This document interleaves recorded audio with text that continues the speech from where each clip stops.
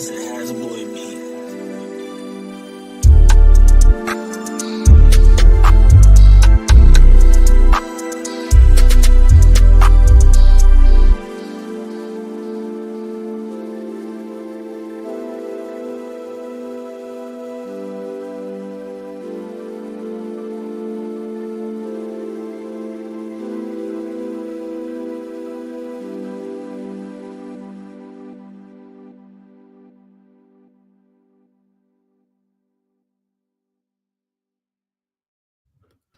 Welcome in, everybody, to a new episode of the Wisemen Say podcast, powered by, I cannot say powered by Yamo Media. Jesus Christ. Another episode of the Wisemen Say podcast. Ty Fisher alongside Jerald, Lucas, Derik, Abbott. Fellas, how we doing tonight? I'm doing great. Fantastic. I wish I'd be fantastic because I get this rundown opened up. Jesus Christ. Weekend go well, I would assume, hopefully. Yes. Of course. Eventful? Uneventful. Gotcha. Which is January. Yeah. I was sick over the weekend. So that was good. Oh my gosh. I was down for the count. I think it was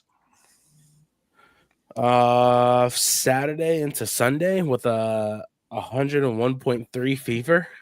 Jesus. Oh my. I laid down at 6:15 to take a nap.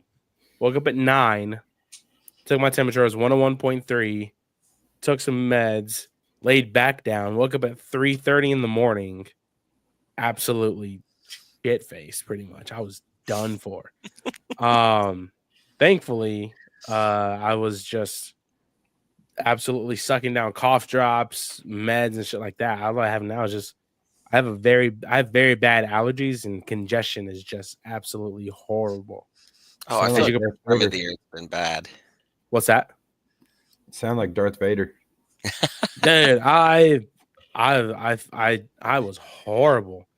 But I mean, it was all right, I guess. But thankfully, I got better enough that I could make my interview at Topgolf. So I was like, I need to be better for Monday. I need to do this. And I was. I felt fine and got the job, so I'm good now. So anybody wants to come out to Topgolf and see me, by all means, come out. After Remember, do it sober. Yeah, please. I do not want to kick you guys out. Not too much of a big show today. A couple of MLS things to talk about. Some crew news, crew 2 news. Also, we'll be getting into that here in a little bit. Derik, we'll probably just get your thoughts maybe on some of the MLS stuff that we see. And then crew will be the biggest one that we all three pretty much talk about. Starting off, Jerald, we have get the banner up. There we go. Mateusz Bogusz from LAFC joining Cruz Azul for $10 million, 20 goals in 48 games across all competitions. The second leading scorer behind Denny Bouanga joined LAFC in March 2023 from Leeds United. In 2 seasons, he has scored 24 goals in 90 games. Jerald, LAFC is falling down, I guess. I mean, they are. It's just, like another team we'll touch on in a little bit. The crew broke them. 2 finals and you can't get over the hump. You have to beat a lesser team of talent, in the Open Cup to win a trophy. But you could tell that between MLS Cup 2023 and the Leagues Cup final last year, Bogusz wasn't really happy with his role. Get over, he seems like, I'm going to call him, he's a prima donna. And because he wants that attention. He wants that look at me. And when you have Bouanga out there and then you bring in what's his name late in the season,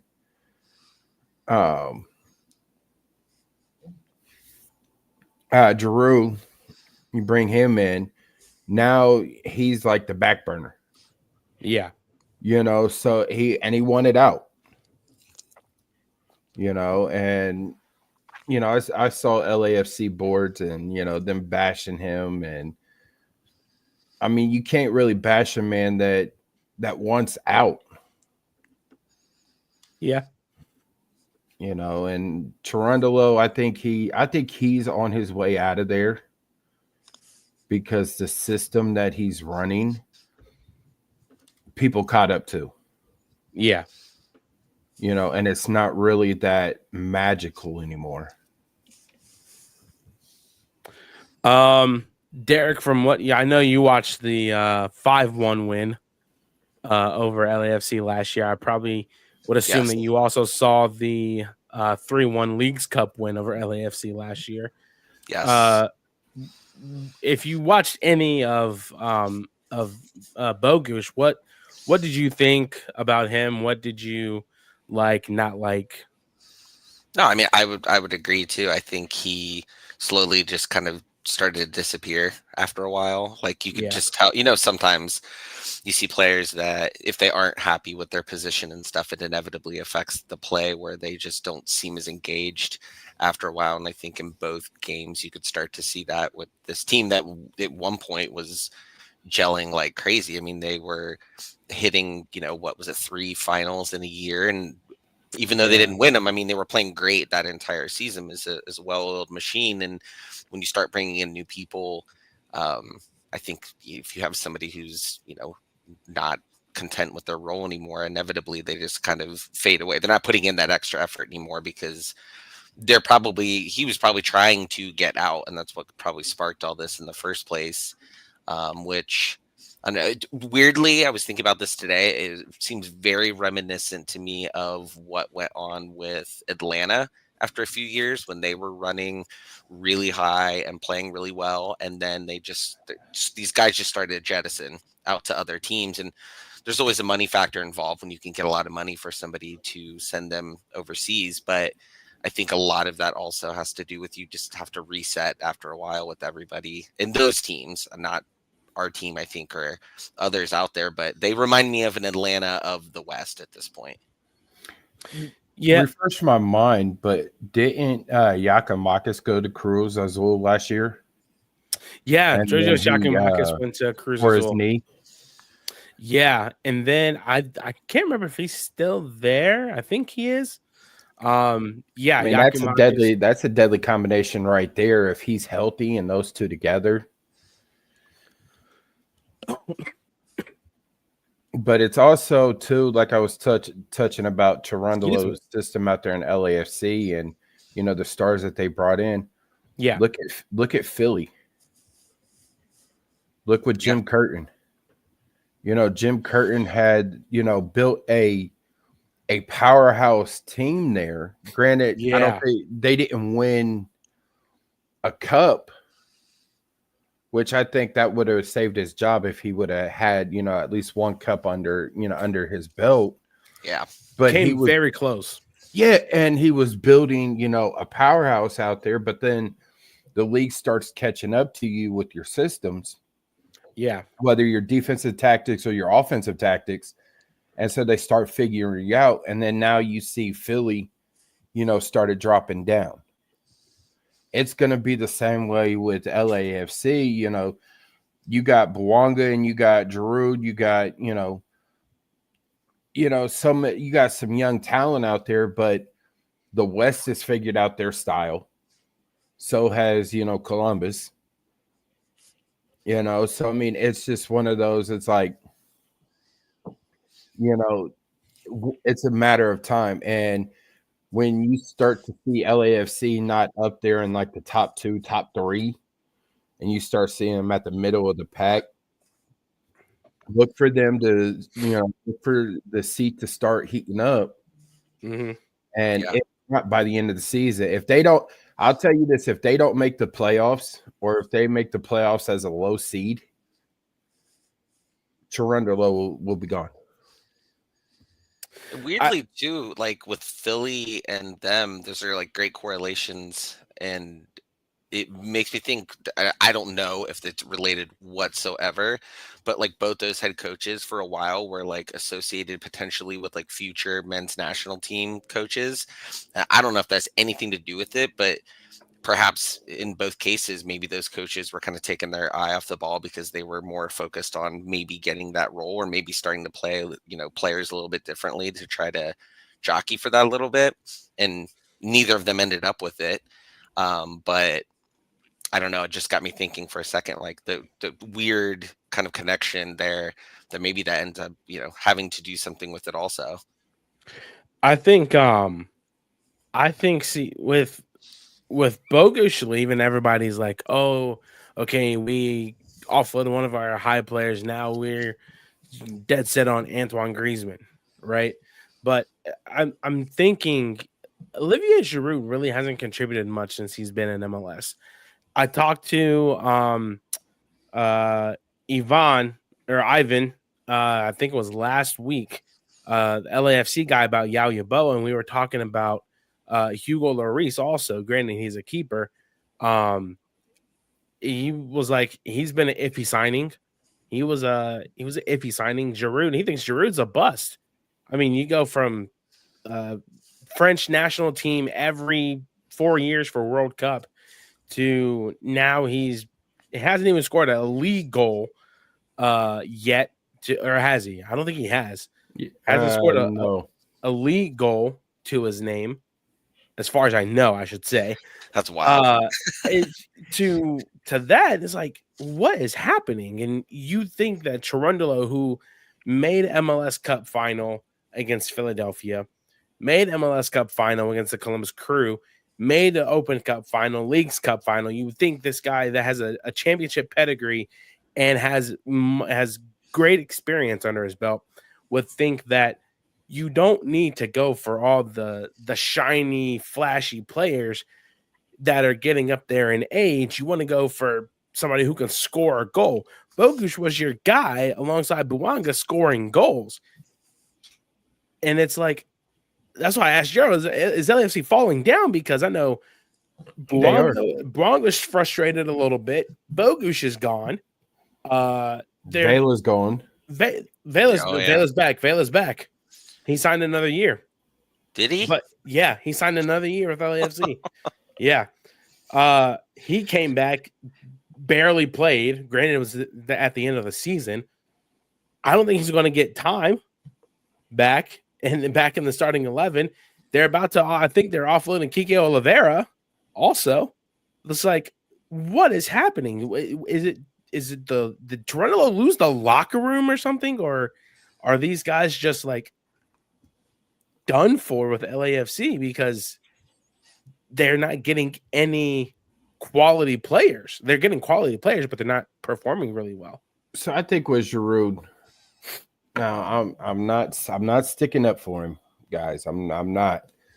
But when you have somebody come over from Europe, especially like the French leagues, right? MLS is a different beast. And Nazi sort of touched on it today at training about Dylan Chambos. That, Chambos did, struggled, when he came over here. He's, because it's MLS is totally different, right? Yeah. So you put Chambos and Giroud in the same boat, two French players coming from France, and they're struggling, right?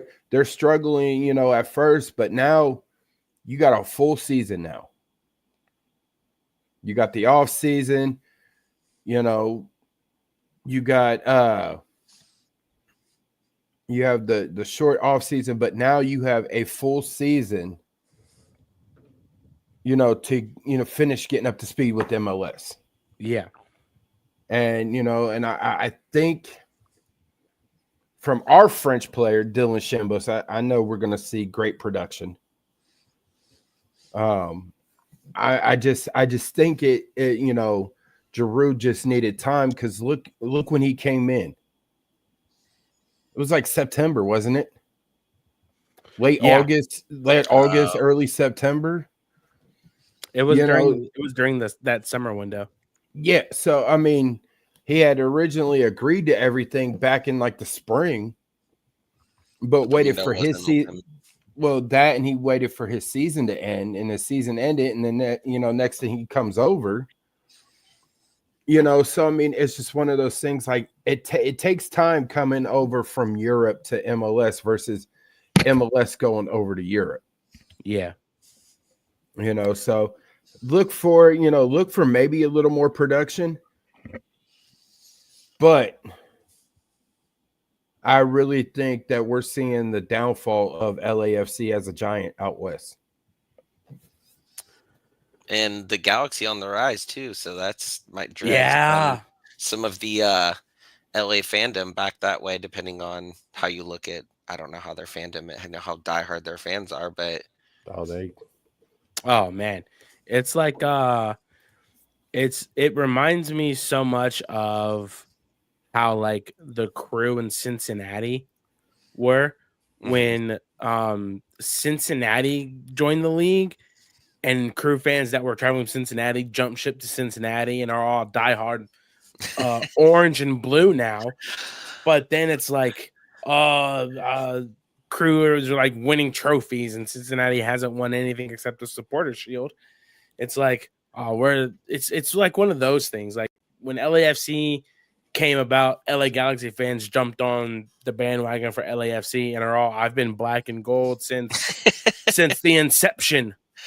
I've been orange and blue since the inception. My friend, you were just here last week wearing black and gold, supporting the Columbus Crew. What are you doing? Hey, we got trophies that hold infants. Correct. Yeah. Fact. Josh Black, watching from across the pond in Scotland. Exciting times for the Crew to do well to keep a hold of Nancy. There's eyes on him in Europe. We hope not. I mean, we obviously know that there are eyes on him in Europe, but we hope that he stays at least another year or so. Josh, shout out, we got Scotland in the house. Yeah, Josh, hit me up. If you guys haven't seen already, I'll share it out again. Josh did a thread on AZ Jackson. He talked to me a little bit about AZ Jackson. He also posted one a couple of days ago about Patrick Schulte. So he's getting Crew news over there in Scotland and whatnot. So my only downfall with him is that he's a Rangers guy, but I can bypass that and say that Josh is a good guy. Connor, what's up? Good looking fellas. Connor, how are you, man? Next up, I think this is the last one I had on the rundown. Former Sounders defender Kim Ki-hee re-signs with the team for the 2025 season with an option of 2026. Spent last 5 seasons with Ulsan HD FC in the K-League 1. Returns to Seattle after spending a 2018-19 season with them. Played in 66 games across all competitions and helped the Sounders win the 2019 MLS Cup. I'm not going to ask you guys about this because that was so long ago. But Sounders also making moves. Brian Schmetzer still at the helm of. It's wild. He's beaten all the odds because the coaches do not stick around that long typically. No, he is. He's. I mean, great guy to talk to, but just when you thought Seattle were down in the dumps last year, they somehow do something really well and just absolutely claim a spot in the final of the U.S. Open Cup, and Schmetzer keeps his job. Jordan Morris. Yeah, pretty much. That's that. They're just like a team that you can never like count out or forget about because they're always around. Connor says, I'm interested to know if we got a little UK fan base, to be honest. I wouldn't be surprised, honestly. I think so. I'm just not quite sure. So, hey, we got Burrow fans that watch. Oh, really? I mean, they started, exactly. I take it. Derik, I don't know if you know, but there's he pops in every like 16 episodes. I can't remember his name, but there is a Pachuca fan. Oh my god. Oh no, please no. Yeah. There's a Pachuca fan that pops in every once in a while, and you'll just see Tuzos in the chat. It's absolutely hilarious. It really is. I mean, yeah. It's funny, and we know when he's here. Like we know he's watching. Like yeah, you'll just see Tuzos in like the Pachuca colors. I'm like, I'm pretty sure he means well, right. But it was so funny. I think it was during our episode before the Champions Cup final that happened. It was like, oh, there's a Pachuca fan in the chat. Oh my god! Even during Leagues Cup. Yeah, even during Leagues Cup. He came in during Leagues. Yeah. Like, love the commitment. Christ. But good. No, good. No, good. I thought we were done with that segment, but I was going to add something. But no, go ahead. As far as the Sounders goes, it's amazing when you can pull something out of your ass that you still keep a job. I mean, just look at Peter Vermees. Oh my god! You want to talk about a guy who's been doing it forever? That guy has been around since the Ice Age. Honestly, like golly, that guy. Yeah, Peter Vermees just absolutely does some voodoo type stuff with Sporting Kansas City, and then he just. I want to get Kevin on here. He's like, what does Peter Vermees do that lets him keep a job? Honestly, I bet I'm gonna reach out to Kevin, and I'm like, hey, I want to talk to you about Peter Vermees and what does he do to keep a job? So we just got this though from Josh. Okay, Jason Russell Rose name being mentioned with the dark side of Glasgow as a replacement for Kyogo, who they just sold. He's talking about Celtic. Yeah, he's talking about Celtic. Hey, come on, Josh. I mean, honestly, I haven't heard anything. I would assume it's probably just in interest stage at this point.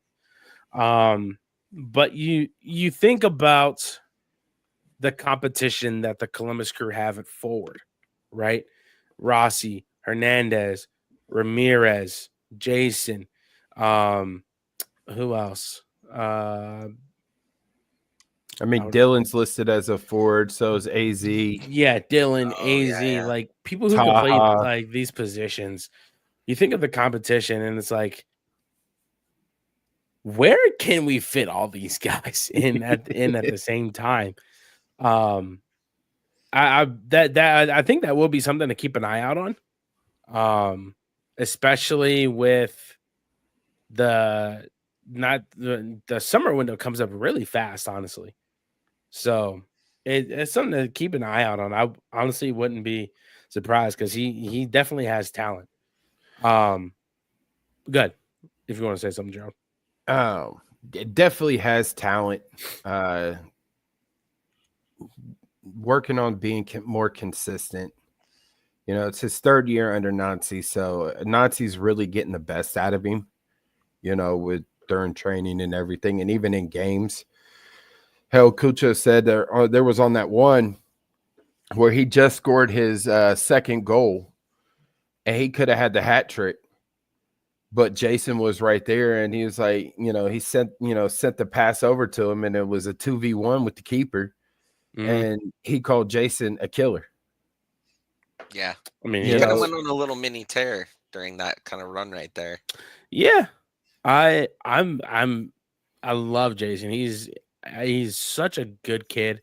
Definitely one to kind of make a spark out of nowhere with the touch, turns, shots, stuff like that. Connor says, one thing I picked up on Nancy's presser today is that he said AZ and Shambo will be treated like new players. I would like to see them have a breakout year this year. Do you think Shambo is more of a forward player or as the 10 next to Nagby? So I think of Shambo more as a forward. I would say maybe a hybrid, A10 player, but I think more so leaning more towards the 8 position, because if you look at all the 10s in the history of the Columbus Crew, who do we have? Lucas. We had which we'll get to later. Scalotto, GBS. Jeez. I who's who. think who's a what? A who's who of tens. Yeah, like I think of them being a playmaker type 10, where Dylan probably is a playmaker, but I think he's more. I think he's a little bit more he's a little bit too conservative to kind of be outgoing in that sense. But like I said, that's just my take. But as we move on, I can't remember when this was announced. I think it was yesterday or today. The MLS club competitions have been announced, and we are in the Leagues Cup as far as the senior team goes. However, Columbus Crew 2, the Capybaras, will be playing in the Lamar Hunt U.S. Open Cup. As you can see here, 10 participants for the CONCACAF Champions Cup. We are also in CONCACAF Champions Cup as the Leagues Cup champions. FC Cincinnati, Colorado. I was about to say Denver, Colorado. Colorado Rapids, Columbus Crew, LAFC, LA Galaxy, Inter Miami, Real Salt Lake, Seattle Sounders, Sporting Kansas City, Vancouver Whitecaps. Leagues Cup, Atlanta United, Charlotte FC, FC Cincinnati, Colorado Rapids, Columbus Crew, Houston Dynamo, both LA teams, Inter Miami, Minnesota, Montreal, New York City, New York Red Bulls, Orlando City, Portland Timbers, Real Salt Lake, San Diego jumps in, and Seattle Sounders. Lamar Hunt Open Cup, Austin FC, Charlotte, Chicago, FC Dallas, United, DC United, Houston, Minnesota, Nashville, New England Revolution, New York City, New York Red Bulls, Orlando, Philadelphia, Portland, San Jose, and St. Louis, with LAFC, Inter Miami, Sporting Kansas City also being in the MLS Next Pro side of the Lamar Hunt U.S. Open Cup. And then obviously the 3 Canadian teams participating in the Canadian Championship. My question to you boys, are you upset that the Columbus Crew first team, specifically the first team, is not in the Lamar Hunt U.S. Open Cup? And why? Why not? I'll let you go, Derek. No, I'm not upset about it. I think at one point I may have been more upset about it, but at this point we're in these other competitions, and I mean, it's been good because our second team has actually been pretty good. So I like our chances of still doing well, even with the second team. And I don't know. I've always wanted us to win the U.S. Open Cup, but I guess like even when I got into the fandom, it wasn't like the be all end all for me. I wasn't, there is some like day one fans and stuff who hold that in the highest regard, which I totally respect. But for me, it's never resonated quite like winning, the MLS Cup or these other ones now, Leagues Cup. I could take it or leave probably, but a trophy is a trophy. But I also think, and we'll get to it, but the chance to see Federico Higuain potentially hoist a championship with the Columbus Crew, whether it's the first team or the second team, gives me immense amount of joy. So I am totally down for it. Jerald? Yes and no. Okay. Why? Why not? So, no, because of the busy schedule already for the first team. I'm not mad. Okay.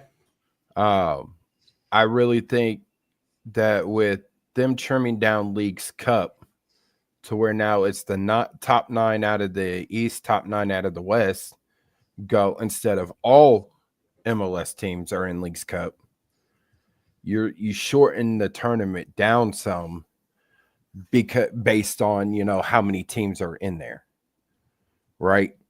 That open up more chances for teams to play in the Open Cup. Now, do I believe all MLS teams should be in the Open Cup? Yes. I really do. I think Tom said it too. I think Tom Bogert said it. I think a few other, high profile names have said that they believe that all MLS teams should be in the US Open Cup. I agree. I hear people saying Leagues Cup should be cut. I like the fact that the first through 4 in Leagues Cup gets a berth into CONCACAF. It's a way to get into a bigger tournament that carries more prestige than, what Leagues Cup is, right? And so I agree keeping that. I like how they trimmed it down. Now, I'm actually going to change it from yes and no to I'm not mad, because the fact that we get to see U.S. Open Cup soccer at historical Crew Stadium once again in the house that Lamar Hunt built, and there's a potential Austin FC can come up here and play Crew too. Wouldn't that be something? I think that's what everybody's hoping for. They may sell that out. They may sell out the stadium for that, since their first team is never going to come up here. Honestly, they might put bleachers in where the stage is. Oh, that's been that's been so long ago. Oh my! Now the thing is though, because that would be such a big match, would they move it to lower.com field? I could see that.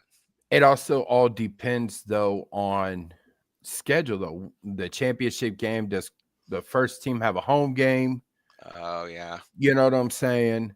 So it all depends, right, on the schedule of when the championship game is, what the schedule's looking like. But I think Crew 2 I think they would fight to have it at historical Crew Stadium for, say Austin and Crew 2 get to the final and it's hosted here in Columbus. I think you would have a better draw having it at historical Crew than you would at lower.com. And the reason I say that is because the historical significance of the U.S. Open Cup, Columbus versus Austin, you could probably easily get 22,000 at lower.com. But it to me, it wouldn't feel right. Somebody that's been following the team since 96 and even 94 when they were introduced, Columbus was announced to have the first team, was getting the first team in MLS. To me, the significance of a championship game in Open Cup being played at historical Crew is more important than playing at lower.com. I like that. The story writes itself too. You could advertise that they would get a lot more. I don't know. And even if it's not against Austin, a championship game at historical Crew Stadium in the U.S. Open Cup. Oh yeah. You have a chance to add your name to history. And for it being the young academy kids, they're going to get the full support of the first team, getting ready for that tournament.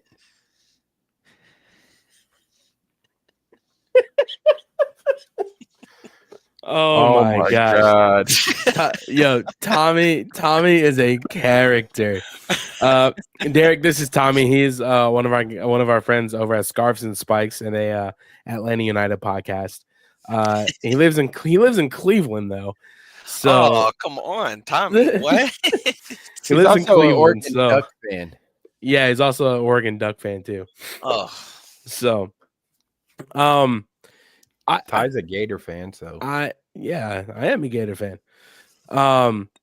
I think for me at least, I'm okay with not playing Open Cup with the first team. Mainly because again, Jerald, as I think both of you guys said it actually, the schedule with these guys. However, you have teams that played both Leagues Cup and CONCACAF and Open Cup. I think LAFC did all three pretty much. But at the same time, with what we did last year, with making the CONCACAF Champions Cup final, winning Leagues Cup, and stuff like that, and also having that match against Aston Villa, I think the way that Tommy mentioned it, the way that the way that it's being played right now it's a disaster, right? I did go through the State of the Union. State of the Union? No, is it State of the League address from Don Garber? And he did mention that there were going to be more teams playing Open Cup, but obviously didn't say which ones. Each individual team came out and said it. But it's a lot of people are saying that the Crew not playing is a disgrace because it's a knock on Lamar Hunt. Lamar Hunt founding this team and whatnot, et cetera, et cetera. So I kind of want to have an episode like to where we have people who want the team to play in leagues, people who want the team to play in Open Cup, and people who don't mind not playing in Open Cup. Just kind of duke it out on the show one time. I don't know. But I think with the way that the Crew are now, adding 8 games is a little unnecessary because we're thinking 2-3 games a week, pretty much, and that's north of 80 games right there. I think we played north of 60 last year, north of 80 of this year if the Crew played Open Cup and CONCACAF and Leagues Cup. It's just you don't want that to happen, and it's also I hate to be this guy, but I kind of understand where Garber was coming from when he said there was like no eyes on the Open Cup tournament. Because Jerald, what game? It was Indy 11 when my laptop got smashed in the window in the press box. I think the attendance was like 3,000 people on a Wednesday night. It was 11,000. Okay, 11,000 on a Wednesday night against Indy 11. I mean, I get it's a school night, but the marketing for Open Cup is like it's non-existent. You get the teams that hey, Open Cup match day, or throw deals out there. It's mainly the USL teams or the lower teams that throw out deals. Hey, come to this game, get 10% off the next home match or whatever. They throw deals out there, but then you get MLS clubs. They don't do any marketing whatsoever. So I think the marketing scheme needs to change for them to get more eyes on this tournament. But I can see why people are upset, especially Crew fans, because the team is not in this tournament. That's just me. And this is another thing. U.S. Soccer needs to promote their tournament. U.S. Soccer is they're too busy building the new facility down there in Atlanta. It's not even that though. It's not even U.S. Soccer is. How can I put this nicely? U.S. Soccer is one big conglomerate. No, I was just gonna say conglomerate. Okay, yeah, we'll use that. Is one big conglomerate that just sits back and watches the world burn without doing anything to help it. So right? Like Winston Churchill did when Germany invaded London. He sat in his bunker televising on the radio, smoking his cigar with his brandy while they're dropping bombs on London and it's burning. Yeah. Okay. So it's like, okay, so what now? So if we go from the top, what at the top needs to change for people to get excited about the US Open Cup happening during a weekday where kids have to get up the next morning and go to school, or adults have to get up the next morning and go to work, whether it's 7, 8, 9 o'clock in the morning? What is it that the top can do to make sure that this tournament is promoted correctly and appropriately, that would have more than 11,000 butts in a seat, would have more than a couple hundred viewers on YouTube, on a YouTube live stream, to go from that to a couple thousand more or a couple 100,000? What can the clubs do to turn 11,000 seats into 21,000 or 7,000 on the live stream to like 25,000? It just seems like the top is doing nothing, and without the resources that the top is feeding down, everybody else is just stuck twiddling their thumbs like, well, all our marketing budget is done for the year because we have CONCACAF Champions Cup, Leagues Cup, 17 home matches. What else are we going to use marketing budget wise? I mean, I bet half the marketing budget got spent for the match in Cleveland for Columbus, Miami. I'm just please, crew, if you're watching this, I love you guys. I really do. I'm just talking to you. But I just think the top needs to kind of help out a little bit, and as Connor said, just promote their tournament instead of just sitting back and doing nothing. Josh says, love to see more American players make the move across to Europe. There's going to be plenty more, I would bet. Connor said they should do the English model for the Open Cup, have a weekend where all league play is paused, and have the Open Cup games like in the FA Cup. I can get behind that because I know FA Cup games are on the weekends. When there's that's fine. If they do it like that, I don't think teams would have a problem with that. But then again, it's like, why are we pausing our regular season for Open Cup if we're already pausing our season for Leagues Cup? Yeah. You know what I mean? So it's like, well, if we're going to pause it for this, why should we pause it for this?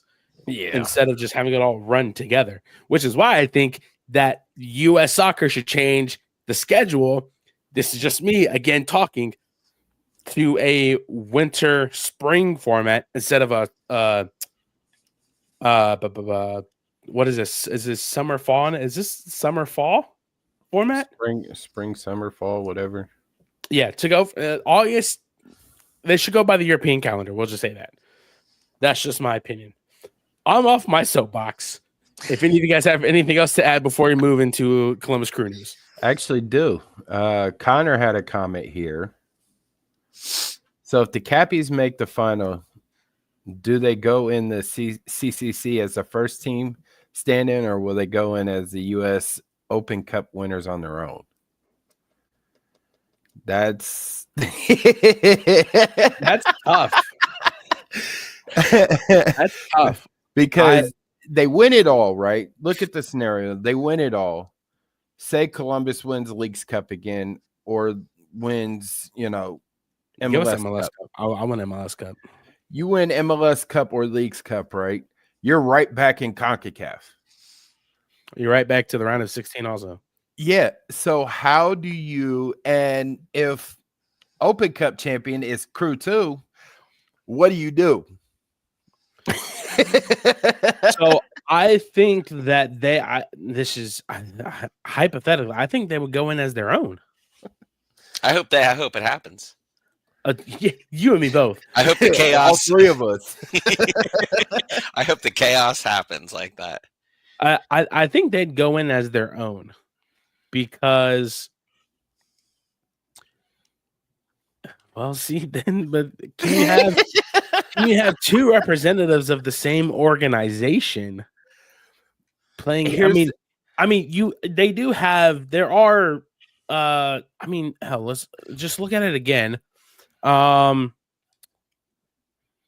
Wasn't there something with, I could be totally off on this, on the Champions Cup where like there was an owner who owns two teams and he could only pick one? Or am I totally off on that? I thought I read that somewhere. No, I think you're Maybe it right. wasn't for any of these tournaments. It could have been something totally different. That was but I for thought I read that.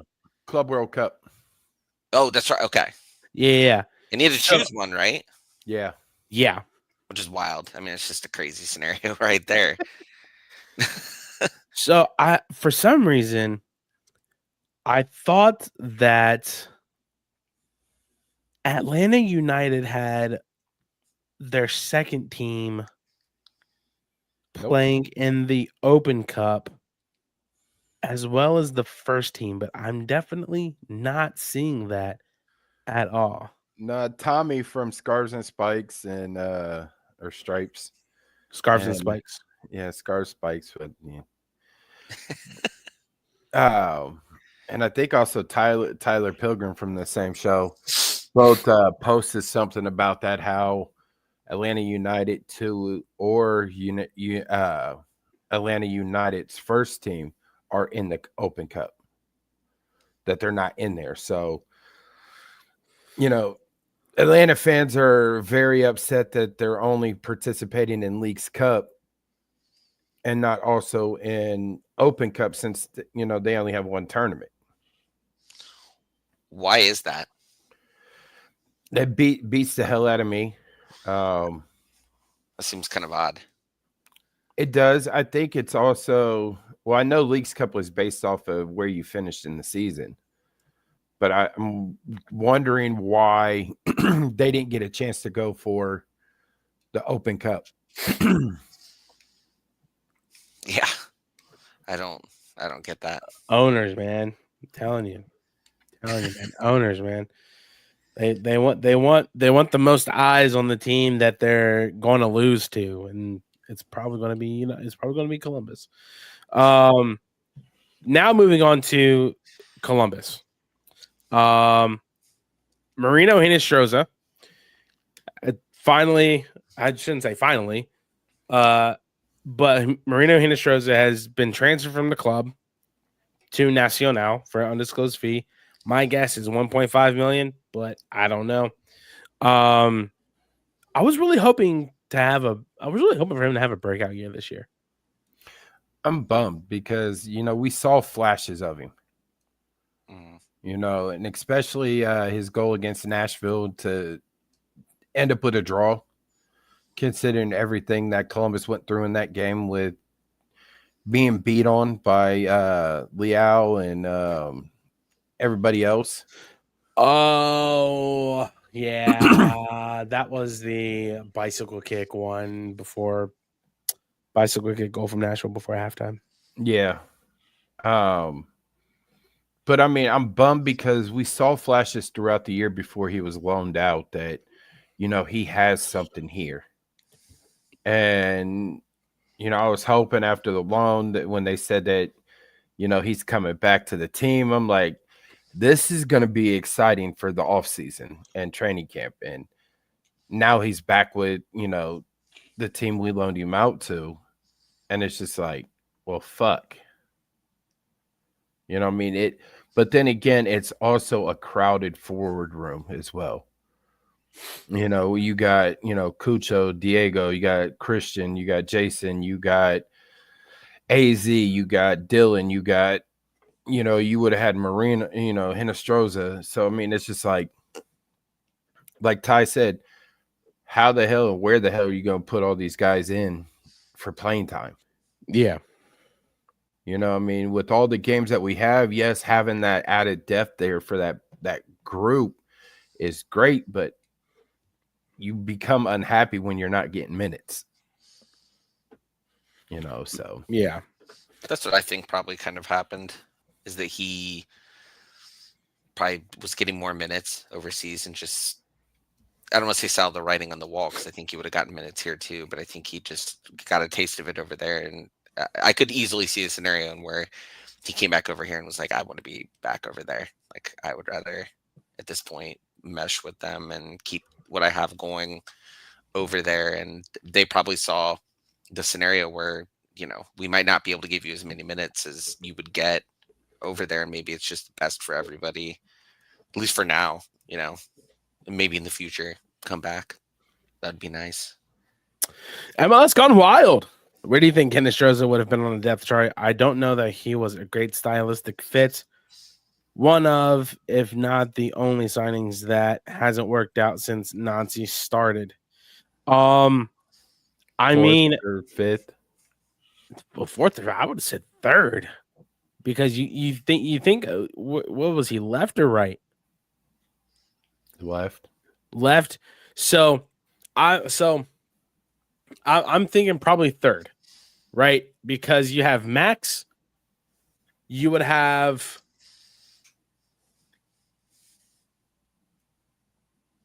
Are we? No, because Yao's already gone. We have Lassie, Max. Thank you. That's what I'm thinking of. Thank you. Yeah. So I'm thinking third. Max, Dewan, Hinostroza. Right? On that side alone. I think that is the only signing that hasn't worked out since Nancy started. And I think that's a testament to how strict or tedious Nazi system is, right?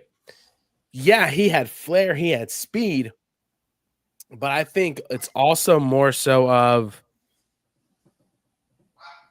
I wouldn't say accountability. I think it's more so of how well can you do in critical situations where your critical thinking skills need to come into play, right? I mean, I can't remember who I was arguing with on Twitter. And I by the way, Derik, if you do not find yourself down that rabbit hole of arguing with Crew fans, I know. It is absolutely a mess. We're only a few weeks away from all the Crew fans just battling each other, and then the season is starting. I think it's like we saw it during the LAFC match, the 5-1 win, when he got a red card. And it was like, he got a red card because he made one of his stupid boneheaded decisions that he always done. I'm like, I can't remember what was said, but I'm like, you say that like he's gotten a red card before when he hasn't. Like hasn't made any decision. I mean, he was provoked. Yeah. Did he have to lash out? Not really. But I mean, if I'm provoked by some sort, instinct is flight or fight mode, and it's normally the latter. So, and I'm like, you say that like he's gotten a red card like every other match he's played. Like, relax. It's a boneheaded decision. Yeah, but I mean, cut the guy some slack. I can't remember who I was talking to. But I think it's more so, like I said, critical situations. Can your critical thinking skills come into play, and are they going to be a nuisance, or are they going to be helpful for the team to where we can pull out this win, end up with a draw, or come from behind and steal a point somehow, some way in the dying embers of the match? And it's good business to realize it wasn't a fit and cut ties sooner rather than later. I'm sure we flip the profit as well. Interested in where we reinvest. Hopefully, Pucho in the contract extension. Definitely, I think that is where I would reinvest, because I don't mind. Hot take. I'm okay with the Crew being quiet this transfer window. That's just me. Agree. Because my number one priority is getting this man signed to a new contract. Just seemed like Hinostroza had an attitude problem when he was here. I wouldn't say he had an attitude problem. I just don't think he's young. I think, he's 22? I think so. 22, 23, maybe. I don't know. I could be absolutely. You're older than he is. Yeah. Well, yeah, I'm older than half the team. He's 22. We're all older than like 3/4 of the team. Jeez, and it's weird to say that as a 28-year-old. It's weird to say that I'm older. I'm older than Diego Rossi. I'm older than Cucho Hernandez, and I am not happy about it. He's 22. I don't think it was an attitude problem. I just think it was more so of being young. Damn. I don't think I was expecting all of this to because Nancy is one of those guys that he pulls the best out of players, and he challenges these guys every day at practice to give a little bit more, to give more than what they did yesterday. And I don't think he was ready. I mean, he might have been ready for it, but I don't think he was ready for how like quick paced, how hard that they are on the guys in training because he's young. Now, if he was probably in his prime, 25, 26, 27, yeah, I think he'd be doing cartwheels around some of these guys. He might even be starting. But because he's young, I think it's more so of, damn, I wasn't expecting this. I think I might need to build up a little bit more of the tactical side of this. Then I'll be ready to make an impact somewhere else to where, yeah, I can get constant minutes. I can do all of these things. All right, guys, so surprised Alex Matan still doesn't have a club. I was like, he was a clever little player. I actually am surprised he doesn't have a club yet. I didn't realize he didn't. I would have thought that he would have signed with somebody relatively quickly. Yeah. I mean, it's definitely not going to be New England. I'll tell you that much right now. Jesus Christ. I am a little bit surprised. I would have liked to see Matan back in Columbus, but again, it's one of those things where, do we want to have Matan sit on the bench for a while, long time, or do we want him to kind of spread his wings and get his minutes on his own somewhere else to where he can make an impact somewhere and help another team? We developed him as much as we could. Now it's time to let the little birdie fly. Fly away. Fly. Maybe in the fur holder. Chicago. I mean, I could see it. Crew friends, we have to anyone who will just listen back when Cucho was suspended. Jesus Christ, that was a nightmare. When Cucho was suspended, Blake, yeah, we are. We're old as hell. Yeah, we are. When Cucho was suspended, I can't. Oh my God. Ty can probably tell you this, Derek, though, but I almost wanted to stop writing and covering the Crew until he came back, because between Brianna from the Dispatch getting hit up, me, Ty, everybody else that crazy. People know that are on the Crew that cover the Crew, we're getting questions like, what's going on with Cucho? Why, and it's just like y'all chill the fuck out. Yeah. Y'all we didn't even play terrible without him, did we? I mean, I thought we're like decent. I mean, we were tying some games, like nothing was too crazy. Where my thought was always it was the early in the season, so as long as it isn't some long-term thing, let it play out. I can tell you how we did without Cucho. Accept and continue 2024. Okay, so also let's remember last year we started the season without the regular referees. Oh, that was just absolutely brutal. Let's just think about that for a second. Okay? I don't want to think about it. I don't even want to remember those times. It was bad when diehard MLS fans that hate pro was chanting, "We want pro."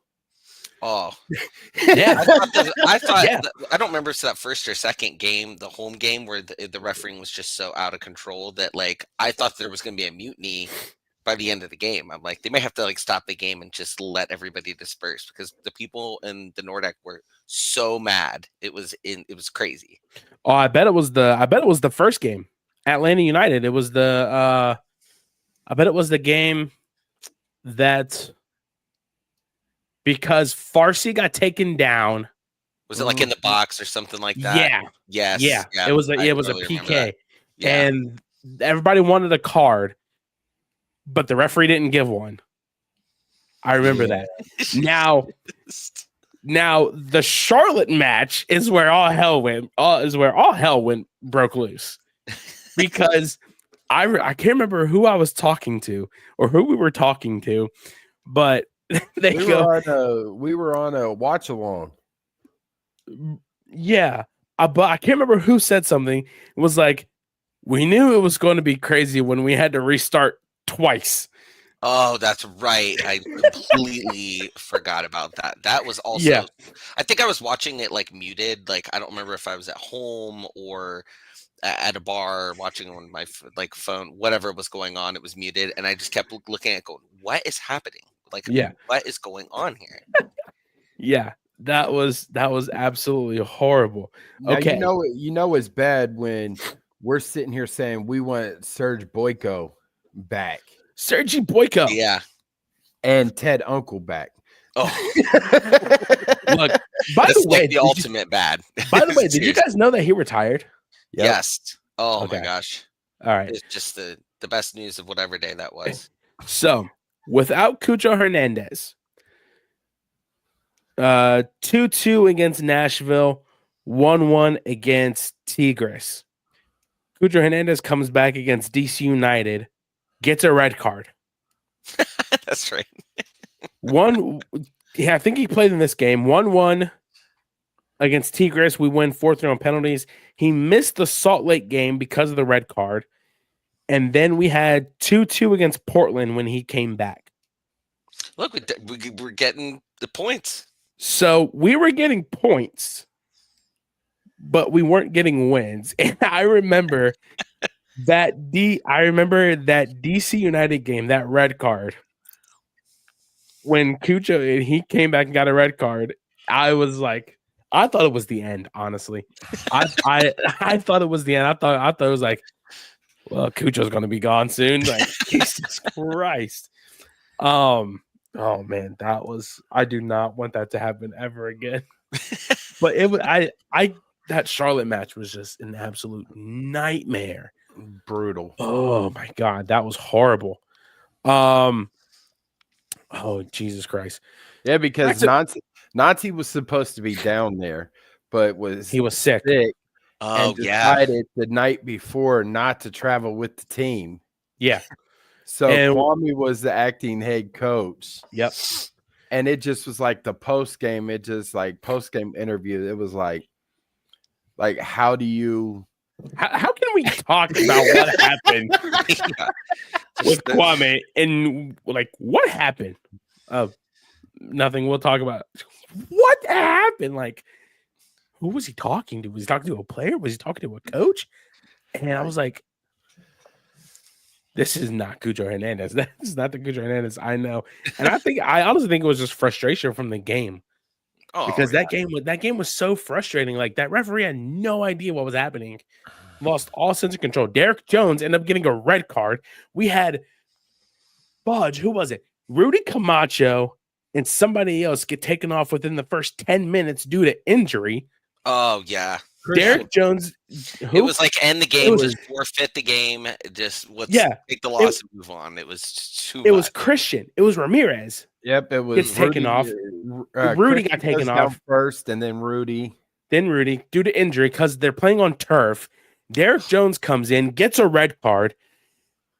We give up a PK in the 60 in the 45 plus 15th minute of first half stoppage time.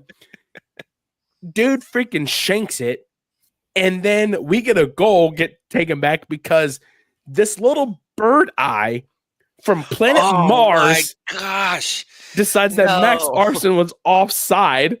Yeah, the camera wasn't aligned. That was like, what a game! The sheer amount of stuff that you could like pick from that and be like, guess what happened here? And then this happened, and then this happened, and you'd be like, that's like a video game. There's no way that actually all happened. And you're like, yeah, all of it. A camera was fixed in the corner of the stadium, and that's what they saw. And so facing it was like the opposite end also. Yeah. It was like, Max Arfson's offside. Where do you see offside at? That's like the camera angle they use as they're showing like a bunch of pregame stats, and they just need like something in the background of the stat graphic. And it's called the beauty shot. Or the beauty camera. Whatever the fuck it is. Anyway, back to Marino. He joined Columbus in December 22nd, 2023. Made his debut versus Houston in the Champions Cup first leg. Made 16 appearances, 2 starts, and scored 2 goals. Now, Derik, I know you are excited to talk about this.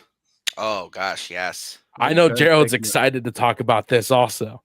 I think all of Crew fans are excited to talk about this. Federico Higuain, Pipa, is back in Columbus as the Columbus Crew 2 head coach. I can't believe it. I free for all. Just have at it. What do we think, boys? So I'm gonna take this one. Me and you talk, Ty. This is his like bread and butter, by the way, Derik. He loves he loves the Cappies. You got me onto him, how I got my start doing journalism. So You're right. You're absolutely right. It was one of those when we heard Kelvin Jones wasn't coming back, that he had left to take another position elsewhere. Come to find out, he's an assistant on the first team with San Diego. But me and you talked, though, Ty, and was like, they should go get Pipa. And, and it was one of those, it was like, we haven't been to, they have, the team hasn't reported back yet, so we can't sit down with, the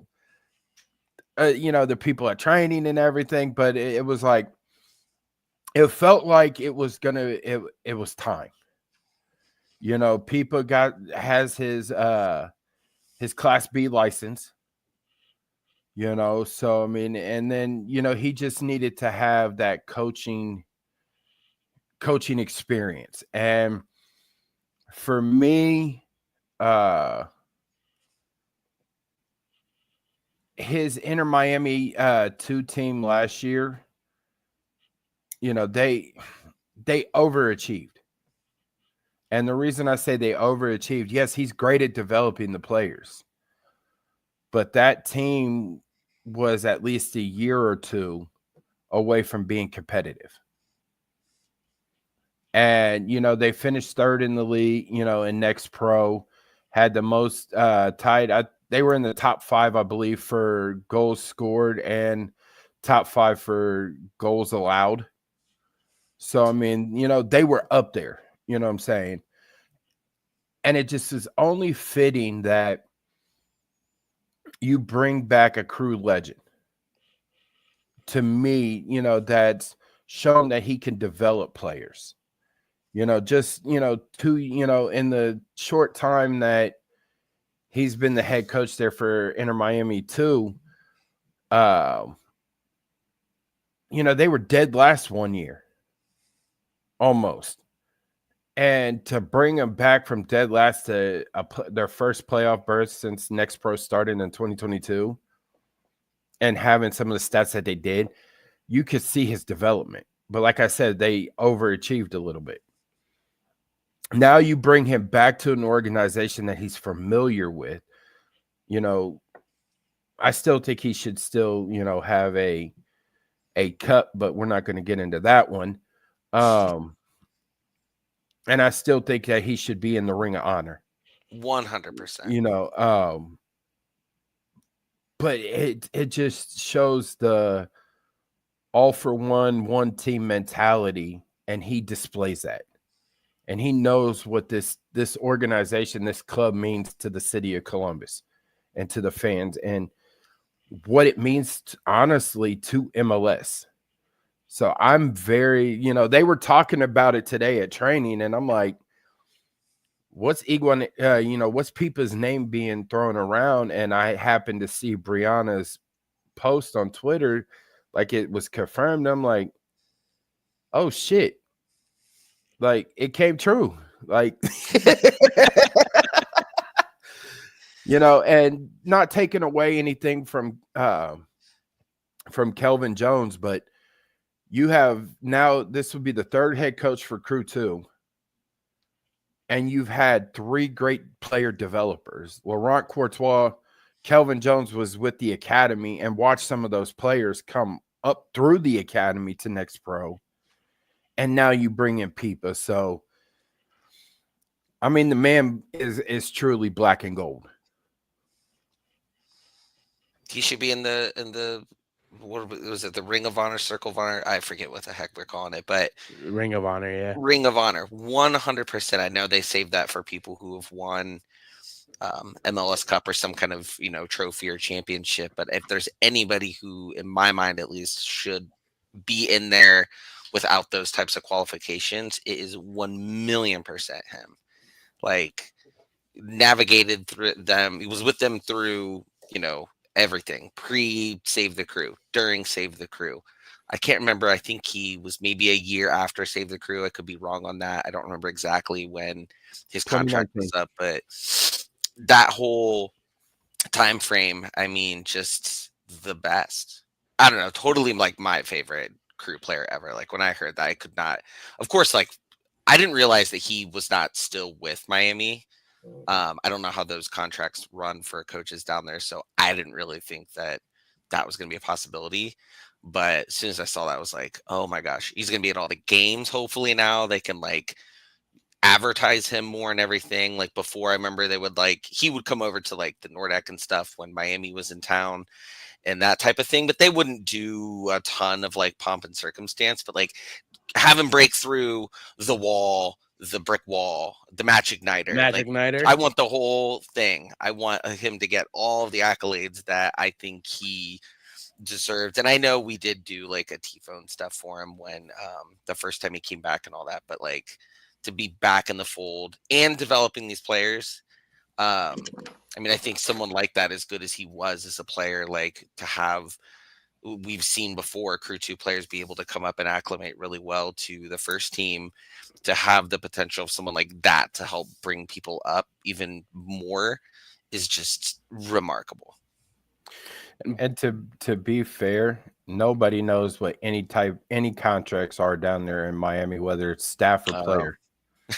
Right. On any level, it sounds like then. And honestly, Pipa's retirement, when he signed the 1 day, that was honestly my first ever covering the first team. And it was against Nashville because they had a pregame conference up in the press box with Pipa up there before the game.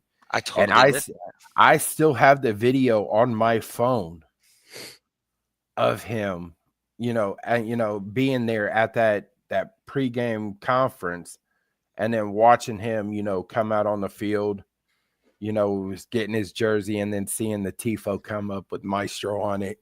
I mean, this actually will probably sell more Cappy tickets. Oh, I think so. 100%. I believe it. As soon as I saw that news, I thought, I'm going to go to way more games this year now, just because of that, because of a coach, which probably seems crazy to say, but like, he was like my favorite player. I'm like, I have to go and support him, even though he's not going to be out there playing. Like, I still want to be out there and see him.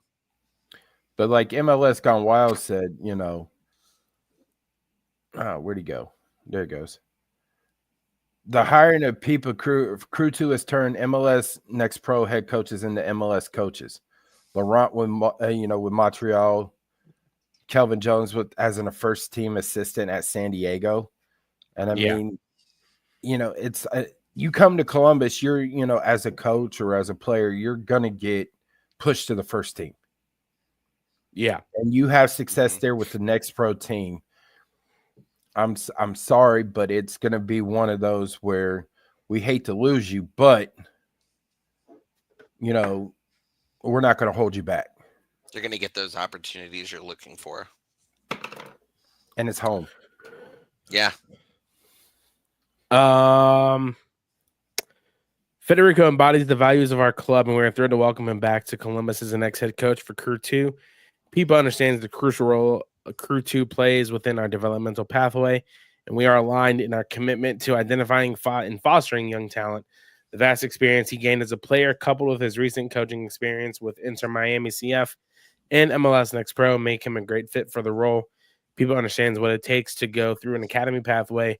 We are excited for him to make his mark on this group of young players. General Manager Issa Tall said. Now, on the same topic of Pipa and Crew 2, Columbus Crew 2 have also released their 2025 schedule. If you give me 1 second here, I will pull it up. I'm excited to take a quick screenshot. Come back in here. Wait, nope, there it is. Overlay. And here is the schedule. It's uploading. There we go. 2025 Crew 2 schedule. Start off on the road at Orlando City B. April 13th at FC Cincinnati 2. They will play FC Cincinnati 2 May 18th. At Inter Miami, June 15th. Pipa back in his old stomping ground. Face off against Inter Miami CF September 7th. I mean, obviously, heck is plausible. I was about to say hell is real. Heck is plausible are a couple matches to look out for. Obviously, the return to Miami for Pipa. Any other like games stick out to you guys looking at the schedule? If you had to choose one, I'd say the New England Revolution at 3 p.m. is on a Saturday, isn't it? July 5th. July I think the 4th's on a Friday. Yes. That's very nice. I'm glad they did that. Because Crew is in Seattle that weekend. That game's on a Sunday, July 6th. Oh, that's pretty. See, I love that. I'll be there. Also love that. I'm catching Amtrak out there from Chicago. Oh, yeah, it's a great time. Great time. DC United 2 is not on there this year. Does DC United have a second team? I believe they do. Huntsville is Nashville. I was literally just wondering who Huntsville was. That is Nashville's. Because there's a Chattanooga FC. That was a USL team that came up to Next Pro. Same thing with Carolina Core. Yep. Oh, okay. Yep. And we get them at home this year. I'm excited for that. The Carolina one? Yeah, because last year was their first year in the league, and we played them down there, and I think it's down. It's in Charlotte, I believe, somewhere around right around that area. So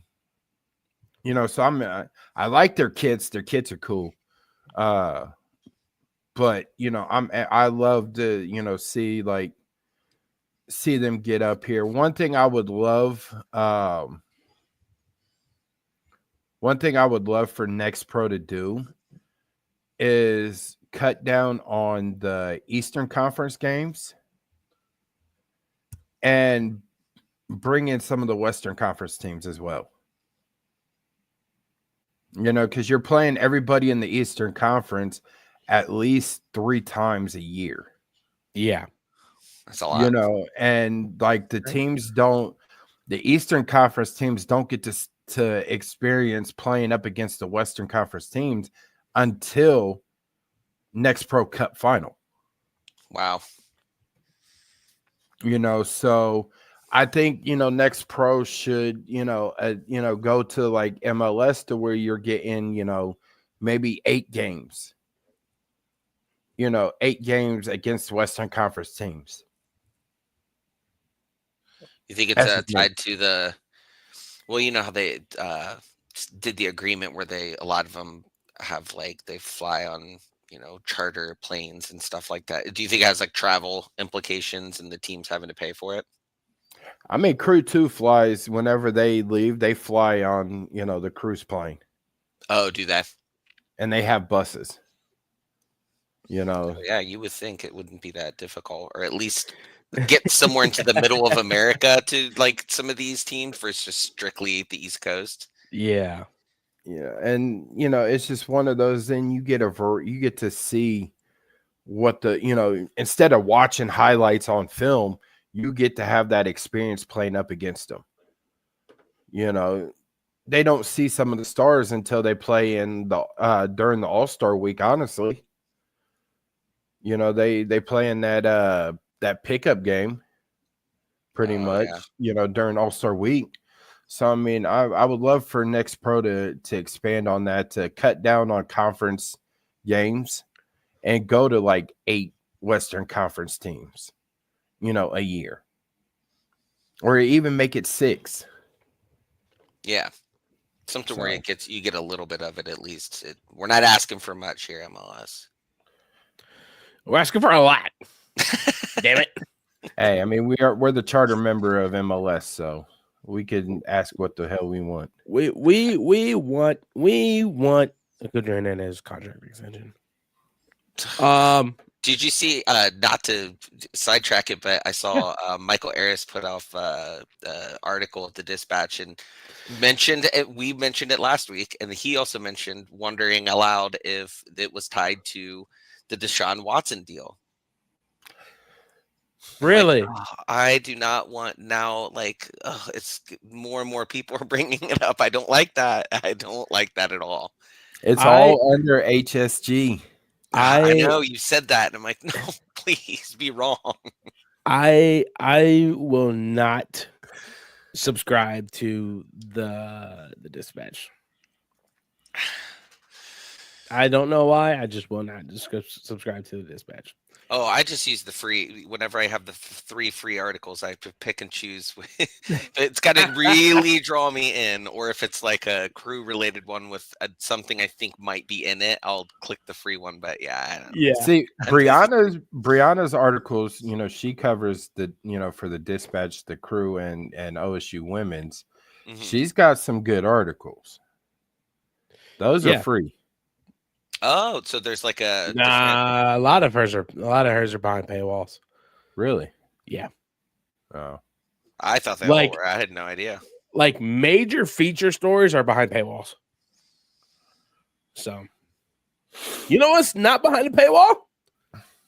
The Wisemen Stay Podcast and the Wisemen Stay Podcast. That's true. We are not behind the paywall. Anything else related before? Donations? Yeah.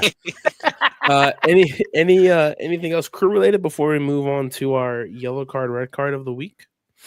Nico Hagen it was his right. Was it finally confirmed? His right? Was it his right? Confirmed and unconfirmed. I can neither confirm nor deny that Nico Hagen had a broken finger on his right arm. No, there was no denial, but it was said the right. Everybody was ecstatic. Well, everybody's ecstatic. Everybody was not about that, but at training today, everybody had a very great attitude. Talked with Max, and that was. I had the last question of the day, and the question, as everybody could go to our YouTube page and see the media developers. No, it's not up. There should be. Something happened. I was looking at it earlier. Something happened. It said that there was a problem processing. I'll get that fixed. But I asked Max, I said, how much motivation do you get from going from pretty much a nobody, not having a draft picture, to being a household name now? And my God. Didn't he have a draft picture? No, man. And he laughed. He was like, that's funny. He was like, he's like, when everything happened, he's like, it's super motivating to me. He's like, they didn't have a draft picture of me, and it just motivated me to say, okay, watch this. And he finds it funny because people ask him all the time, about it. And the fact that, it motivated him to be like like he was last year. He had, I think what I pulled up the stat, it was like 4 goals and 8 assists last season. Yeah. In MLS play. So, and it's just like, where do you, the motivation to get those? And we saw it on display when he got to start there in Real Salt Lake, and just hearing him talk, and people ask him all the time, and he laughs, and he even says he finds it funny, and it's just like, really, how did y'all not find a picture of me? Like, I got my college picture, I got this, that, and the third, but you can't pull, so it's to go from a no name person. And he even talked about how the announcer on he said he was watching the draft, and it was like they didn't even know who he was. And and it was like, okay, I heard, I remember hearing his name and looked up videos, and I'm telling Ty, like, bruh, we just got a steal in the first round. And to watch him now, it's just like, holy shit. Yeah. Pick number 14 in the 2023 MLS Super Draft. Yeah. And that was Nazi's first draft class, actually. Yeah. Oh, wow. It was Patrick, Max, Brady Scott. Somebody else too. I can't remember who it was. Holstead. That's who it was. Yep. Clay, the brick wall Holstead. Moving on. Last segment. Anybody have a yellow card, red card of the week? Derek, do you remember what a yellow card is? Yes. Something we do not like, but we will stand. Okay. Red card? Red card. Get rid of it forever. All right. Do we have one? I'll go. Okay. First. All right. There we go. Yellow card is probably a topic for another day, but these kit releases for MLS, they wait until a week before the season starts to officially release them. Although there's leaks, I have a sick obsession with looking at everybody's leaks and watching footy headlines or whatever and seeing what all comes out. But you look at the releases for the Premier League and those, and you can get them 6 months in advance before the season starts most of the time, or way in advance so that you have them for the normal season. But if you're a Crew fan or any other fan, they put them in the team shop days before the game. And if you don't drive down there and get one in the middle of Tuesday afternoon, you try to beat the rush to get into the first game if you want one really bad. I end up buying a new jersey every year, which is probably a waste. I probably don't need to do that, but I do it anyway. So I have 1 million of them in my closet. But it drives me crazy how we cannot get these out sooner. And so I get that it's a production thing and stuff, but at the same time, I do not love it. I despise it. Do you like the leak of the supposedly new kit for the Crew? I didn't dislike it. I also know it's what's the lesser of the two? A replica? Yeah. So I get that the replica ones are always a little bit, there's a little bit there to be desired, but then usually there's a little more flashiness to the official authentic one. So jury's out, but I like that it's more unique. I'll say that it's something a little bit different. Everybody hated the Charlie Brown ones, and now I see most people are like, I like the Charlie Brown ones. Yeah. I never had a problem with it. I thought it was kind of a random idea. They probably didn't think about it that way, but I think it grew on everyone by the end of it. Oh yeah, for sure. It grew on everybody. Even the Crew were even running. They were running. Yeah, they were running with it and doing different stuff. I thought that was great. When I went to Minnesota for Crew Minnesota last year. The Crew took the field for warm-ups and they started playing the Charlie Brown theme song. I was like, good on you, Minnesota. Hey, I'll take it. That's as long as we're not literally missing the ball, like shooting PKs or something, I'm totally okay with it. That's a little too into the theme if we're starting to do that. So otherwise, I'm good. Yeah. And then the red card would be the city for replacing all. This happened a few months ago, but now it's like really becoming an issue for me.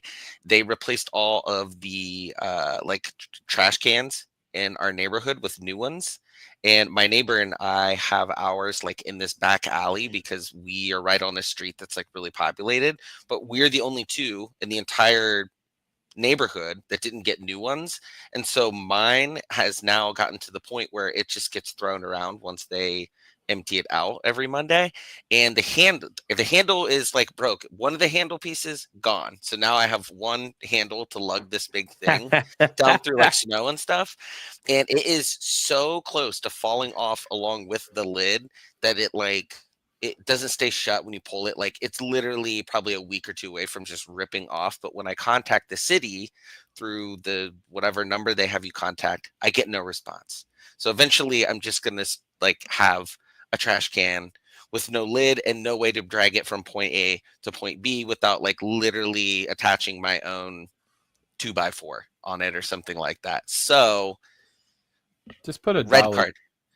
I'm going to have to. I'm going to literally like fix a dolly onto it and just constantly wheeling it out there. Everyone's going to look like I'm crazy. And I'm going to say, this is the city's fault. How dare you? Do you have a wheelbarrow? I don't have anywhere to store a wheelbarrow. I live in like an old house that's very narrow, and we have like a basement dungeon, which I'm not dragging a wheelbarrow in and out of that. And we've got like a tiny little shed. Oh yeah, it's like there's no way it would even get down there. And we have like a little shed that can fit a lawnmower, one that kind of folds up, and that's about it. So this is first world problems, I know, but I had to deal with it earlier this week with ice, and it just like really ate at me while I was doing it. Jesus. Jerald? So I have a yellow card, no red card today, which is surprising. But real quick before I get in mine, as far as the kit goes, oh yeah, if it is if it is what they say as far as interacts with UV lights, if they're gonna wear it at a home game at nighttime, drop the UV lights, turn off the regular stadium lights, and play with UV lights. That would be so cool. You can just imagine a bunch of like little specks of holes running around the pitch. But I mean, it'd be like galactic, galactic soccer, or something like that. But if you're gonna do something like that, have the UV stadium. You gotta go all in. You gotta go all in to the gimmick. Absolutely. So I mean, it's one of those like, if you're gonna do that, give me the UV lights at the game, which I think would be cool to see a game with played underneath the black light. But my yellow card is Ohio weather. Yep. Like, the past 3 days that the Crew has been able to train outside of the bubble. They've been literally training outside the last 3 days since they've been back from California. So good. Yeah, I love it. But at the same time, we all know this is the false spring, for Ohio. So it's just one of those where it's like Ohio weather knows that Christmas is coming up. So you want to get all your hopes up and everything for, going into February. And then, who's to say, it decides to be like, what's it say? Because what the fuck is this? How do we go from 39 to 52? See, that's exactly what I'm talking about. So, I mean, what is this? It's, Ohio weather is something I don't like, but, we have to deal with it because we live here in Ohio for now. Keep the shorts inside. Resist the temptation. It will get cold again. The shorts and sweatshirt weather is not here yet. Listen, it was okay for me when I left the house. I had a hoodie on, but standing out there at training, that wind started blowing around and it hit my back, and I started shaking harder than a stripper at Magic City. Did you wear shorts to training today? I didn't wear shorts. I wore my hoodie. Could have sworn you said it wasn't bad for me because I wore my shorts and my hoodie. No, I said I wore my hoodie. I said it wasn't bad for me that I wore my hoodie. When the sun's out, it's not too bad. Yeah, but when the sun's out, it's great. I got the training, though, that wind was hitting my back, and I started shaking harder than a stripper at Magic City. So I mean it, and I was standing directly in the sunlight too. Ugh. And the sun wasn't warming me up. So, I mean, that's my yellow card. Hell, I can't think of a red card. I would say for me, my yellow card would have to be see, nothing really happened. Except for me being sick. I'd have to say that would be my yellow card. I have bad allergies. So when the weather changes, like I was super cold last week, and then it started to be a little bit better, took me out. Like I think I told you guys off air. I had like a temperature of 101.3 on Saturday, heading into Sunday. I was down for the count. I should probably say I'm still a little bit congested because fuck, but. That'd have to be my yellow card. Is just the freaking weather and me being sick, because like it happens a lot, so I don't really care. My yellow card would have to be this guy. You're red? Yeah. Sorry, my red card would have to be this guy because he swears that I'm too old to play Apex. I play with my buddies a lot. So my red card would have to be this guy, and I'm gonna put him in timeout next time from typing in the chat. He's also an Arsenal fan. Oh, absolutely horrible. Go figure. Poor guy needs to choose a better EPL team. Jesus Christ. So do we. Look, man, I've been stuck with this team for about 15 years. I've been stuck as a Man U fan for 15 years. It's like I've been stuck with the Crew for 16 years.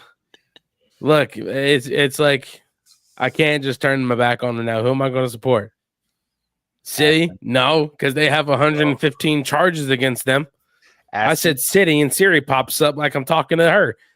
Like, what the hell? I'm not supporting City. Who am I going to? Liverpool? Nope. Aston. I'm sorry, Derik. You lost me there. You lost me. Yeah. Liverpool, Villa, Aston Villa. Okay, I can support the villains. They're cool. I like them when they came to Columbus. I can't just back off of Man U just because we absolutely are shite, man. It's I watch them every week. I like to torture myself, I guess. I do too. But yeah, that Connor would be my record. He said I won't put him in timeout. Like I'm not hovering over the put user in timeout button right now.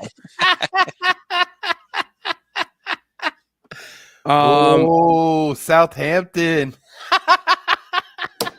I'm sorry. I like if I want to support a relegation battle team, I'm still supporting Man United.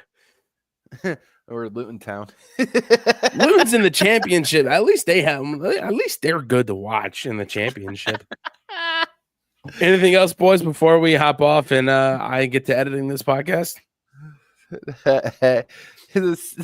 Christmas is coming up, and God, I can't wait to see a revamped Chicago and Columbus take go to battle. It'll be fun. Can we finally get a mustard versus ketchup? Oh. No. Oh, they're gonna wear the new kits, I'm sure. Yeah. Then give me the black light. Then if we're gonna do that, give me the black light. Yeah, tonight. Yeah, that's right. It's a night game. It's good. Yeah. We're all gonna be freezing, so we might as well give us a little something to take our minds off it. And the new Christmas hat better be able to react with black light. Ooh, now we are talking. I should have worn it. I do have the Minion hat. I gave my mine to my mom. Yep. Derik, anything to add? No, I got nothing. All right. Connor says, "What about Spurs?" The only way you would get me to like Spurs is if they just clone a bunch of Sunnies. I like Sunny. That's about it. Josh says, "Great show, boys. Enjoyed it. Thank you so much, Josh. If you haven't already, hit that subscribe button. Turn on post notifications. It will notify you whenever we go live and whenever we upload new content." Thank y'all for tuning in. Yeah, Josh, spread the word over there in Scotland. Get more people to tune in. Yeah. Preferably more Celtic people, please. No, I'm joking. If you guys haven't already, click. Go ahead. We're about to get canceled now over in Scotland. That's crazy. If you guys haven't already, be sure to check us out on social media at the Wisemen Say Podcast, on Instagram at the Wisemen Say Podcast, here on YouTube, and on X at Wisemen Pod. You guys can follow me on Twitter at FisherTyler__. You guys can follow Derik on Twitter at Funky Moses 17. You guys can follow Jerald on Twitter. Jerald_Lucas96. And be sure to hit that like, comment, and subscribe button here on YouTube. Share it out with your friends, family. Every little bit of support helps. Be sure to check out the listener support link in our link tree. Any penny that gets thrown our way gets put back into the show for travel, gas, food, road trips that we will take this year to cover the crew and bring you guys content from the road. If you guys haven't already, check that out. Be sure to also check us out wherever you guys get your podcasts: Apple, Spotify, Amazon Music, iHeart. I can't remember what the other two are down here. I'm not going to lie to you. Or you guys can watch us on YouTube, Spotify, and Goals TV. Thank y'all for tuning in. It's been a pleasure. The boys will be manning the show next week. I have training at Top Golf. I just got hired there, so I will have a training class from 5 to 11 p.m. I should be back the following week. So if you guys haven't already, again, give those guys a follow on Twitter. And that's it. Thank you all for tuning in. Hope you guys have a good one. Stay safe, stay hydrated, stay cool. Hug your loved ones. Go Crew, as tradition goes. Jerald, Wisemen say. Only fools rush in. Peace out, everybody. Have a good weekend. We will see y'all next week. Stay wise, y'all.